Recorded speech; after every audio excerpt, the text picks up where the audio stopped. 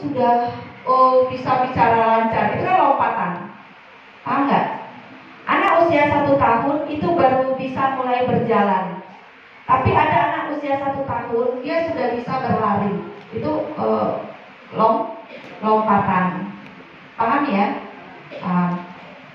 Sekarang ini misalnya, jarang sekali anak usia 7 tahun hafiz Al-Quran 3 juz, ya nggak?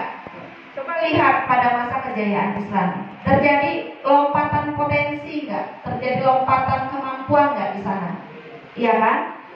Banyak sekali anak-anak usia 7 tahun, 8 tahun itu sudah hafal Al-Quran. Usia 10 tahun itu sudah menguasai kitab-kitab ulama besar, iya kan? Itu lompatan kepribadian. Nah, itu yang akan kita bedah, ya. Mengapa itu bisa terjadi, ya? Nah, itu kita akan melihatnya dari sisi teori konvergensi pendidikan. Kalau teori konvergensi pendidikan barat itu, kepribadian anak itu terbentuk dari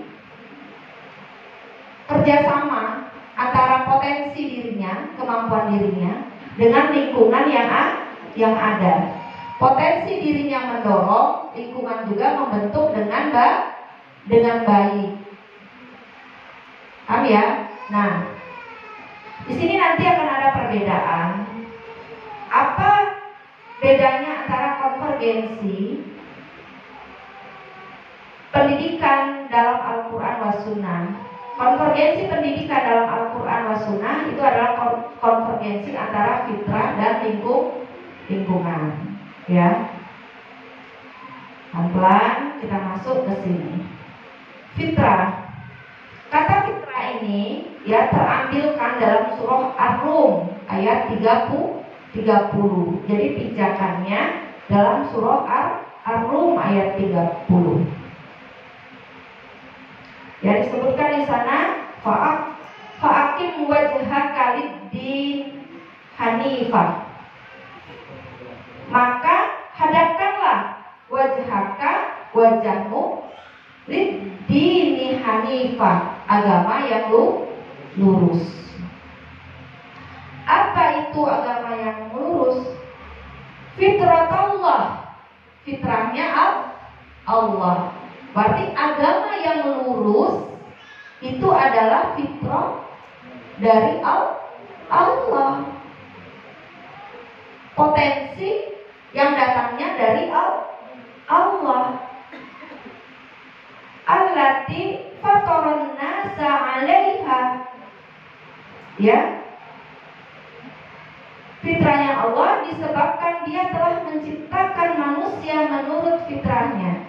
Kalau dalam bahasa Arab, fataran nas 'alaiha, dialah Allah yang memfitrahkan manusia. Akan gitu bahasa letterline-nya kan?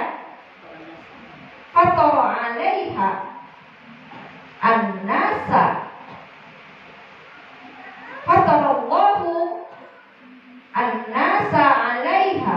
Nah, gitu lengkapnya. Fitrah agama itu, fitrah Allah itu adalah fitrah yang Allah berikan kepada manusia.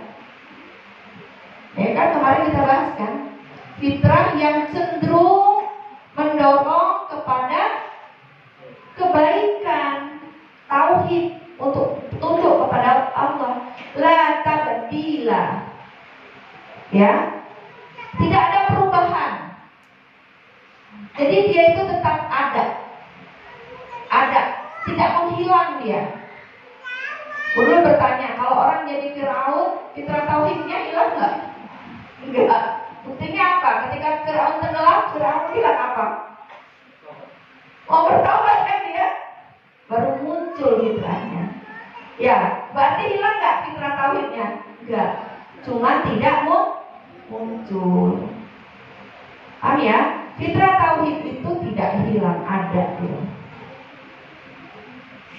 Tidak ada perubahan pada penciptaan Allah. Apa ciptaan Allah itu fitrah tadi? Yaitu agama lurus. Dia tidak mau mendorong kepada kebaikan, tetapi kebanyakan manusia tidak mengetahuinya. Sayang sekali, manusia nggak tahu kalau Allah kasih dia fitrah. Maksudnya gitu.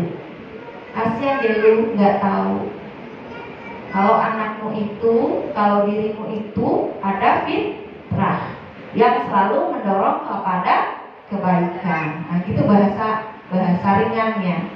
Ya, itu surah Ar-Rum ayat 30. Iya, saudara ya. Nah, ini kita bisa lihat dalam sudut pandang mufassir. Ya, dalam sudut pandang mufassir. Dalam menurut Al-Qurtubi, ketika menafsirkan ayat tersebut mengatakan bahwa fitrah bermakna kesucian, yaitu kesucian jiwa dan rohani. Fitrah di sini adalah fitrah Allah yang ditetapkan kepada manusia, yaitu bahwa manusia sejak lahir dalam keadaan suci, dalam artian tidak mempunyai dosa. Jadi terlahir sudah memiliki kecenderungan untuk berbuat baik, tidak membawa potensi dosa. Berarti ada nggak dosa keturunan, dosa bawaan? Nggak ada. Siapa yang berdosa dialah yang hendak memperolehnya. Ibnu Katsir mengartikan fitrah dengan mengakui keesaan Allah. Nah, ini lebih spesifik lagi, ya nggak? Tadi kan dimakna suci aja. Suci itu ya nggak cenderung kepada yang buruk, tapi tafsir Ibnu Katsir lebih khusus mengartikannya. Fitrah dengan mengartikan fitrah dengan mengakui keesaan Allah. Jadi ada sebuah potensi kemampuan manusia untuk mengesahkan Allah. Paham ya dengan kalimat potensi kemarin? Ya, ada kekuatan untuk bisa. Nah, jadi ada kekuatan untuk bisa mengesahkan Allah atau mentauhidkan Allah. Ya. Hal ini sebagaimana diungkap oleh Ibnu Katsir bahwa manusia sejak lahir membawa tauhid. Jadi dia sejak lahir itu punya potensi untuk bertauhid kepada Allah dan berusaha terus mencapai tauhidnya. Paham ya? Jadi fitrah itu dia bukan stagnan begini, bukan. Tapi menurut tafsir Ibnu Katsir, sifatnya dia berusaha terus mencari untuk mencapai ketauhidannya. Jadi dia itu sifatnya di dalam diri kita selalu mendorong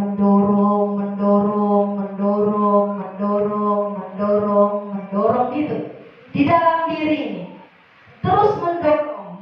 Dorongannya itu hidup dorongannya itu. Jadi bukan dia mati kayak pasrah begitu, bukan. Ya, fitrah tauhid itu dia bukan pasrah, diam begitu tuh, bukan dia. Tapi dia mendorong. Sayang nggak kalau kemudian dia melemah? Sayang kan kalau kemudian dia tidak muncul. Padahal sifatnya tadi mendorong. Ya, mau belajar juga kucing ini. Ya, asik. Ya, tadi dipegang ya kata kuncinya ya. Dia fitrah yang mendorong kepada ketauhidan, yang sifatnya mendorong terus menerus. Oke. Menurut Tabari mengatakan bahwa makna fitrah adalah murni atau ikhlas.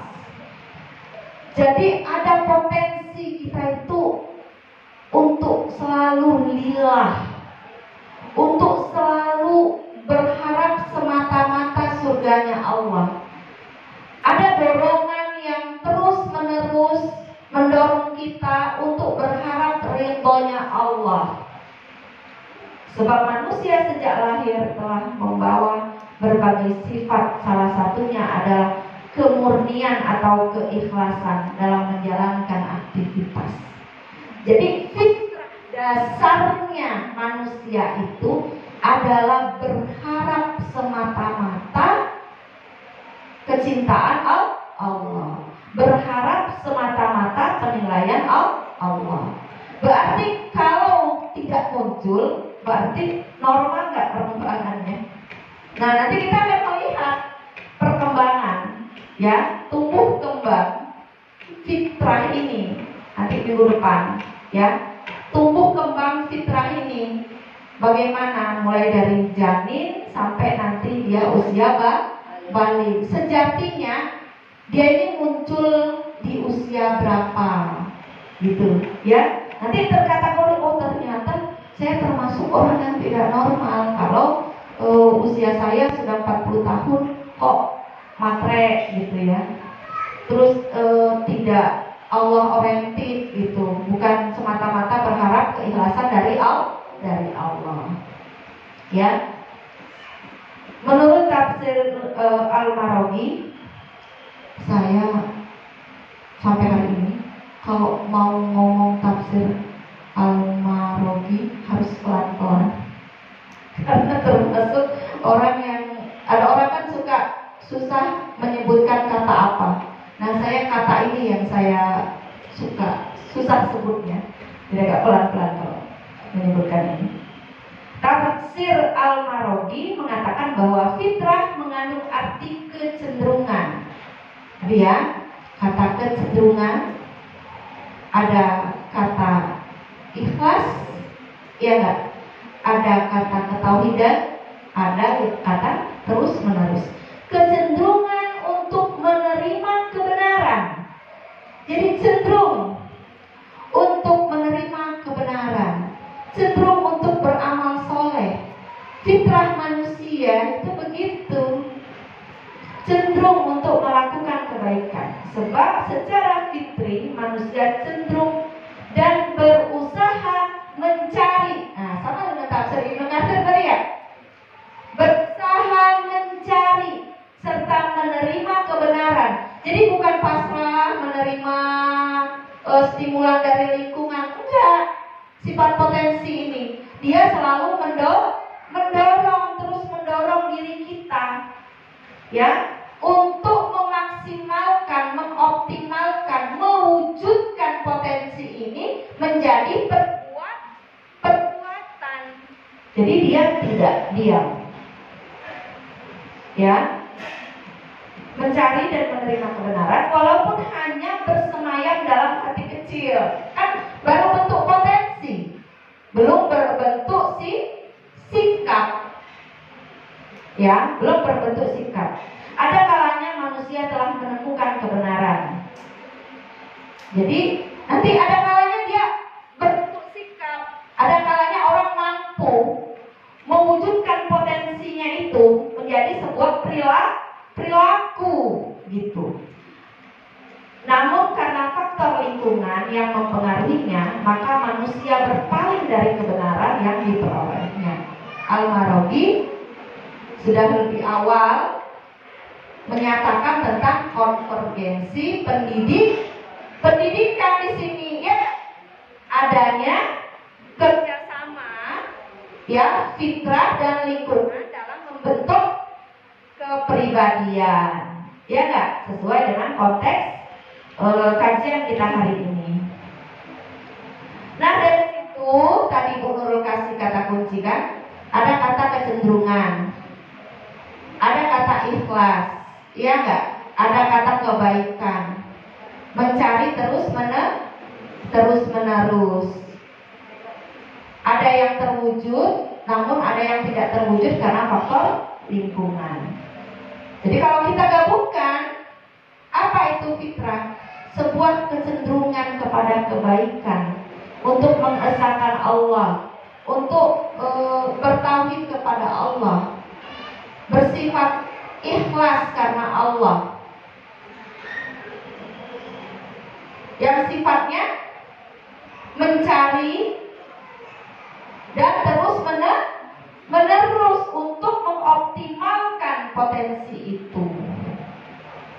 Namun fitrah ini juga mempengaruhi dan dipengaruhi oleh lingkungan. Apa maksudnya? Mempengaruhi, ya mempengaruhi lingkungan. Karena apa? Karena dia mendorong, dia nggak pasif, dia mempengaruhi lingkungan. Lingkungan juga mempengaruhi dia.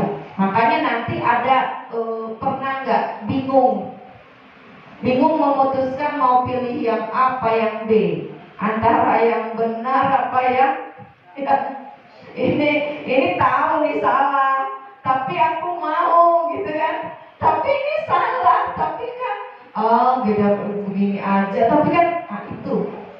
Jadi fitrah tauhid itu dia terus mendorong. Nah, fitrah itu menurut para ulama dia bagi, ada yang mengatakan dibagi dua, diniyah dan insaniyah. Maksudnya apa? Fitrah yang diniyah itu adalah tadi fitrah. Sudah azan ya? Oh, cepat sekali. Ya, sampai sini. Ada yang fitrah tauhid, ada yang fitrah insaniyah. Fitrah tauhid itu yang fitrah munazalah, fitrah insaniyah itu fitrah nafsaniyah. Nah, kemudian dari beberapa pendapat para ulama yang Bu Nurul ambil adalah pembagian fitrah dua, ada fitrah munazalah dan fitrah nafsaniyah. Oh, sampai di situ ya. Guru MI keluarnya jam berapa sih? 2:30 ya kita mulai ya. Ini memang asalnya lebih cepat ya sekarang. Oh, pantesan. Ya nggak apa-apa lah. Pelan-pelan ya. Pelan-pelan. Nanti sembari bukunya dibaca. Kalau yang kemarin tuh Bu Nurul udah bablas, nggak lihat teks. Jadi biar ustazah dapat gambaran globalnya dulu. Nah, hari ini memang Bu Nurul bedah kata perkataannya, biar nanti ustazah merasakan tuh. Jadi ini pendapat para ulamanya seperti apa. Ya. Oke, itu aja dari Bu Nurul. Tidak ada pertanyaan lagi. Oh, nggak boleh lagi. Sudah azan ya. Itu saja. Bila taufiq wal hidayah. Assalamualaikum warahmatullahi wabarakatuh. Boleh ustazah bertanya nanti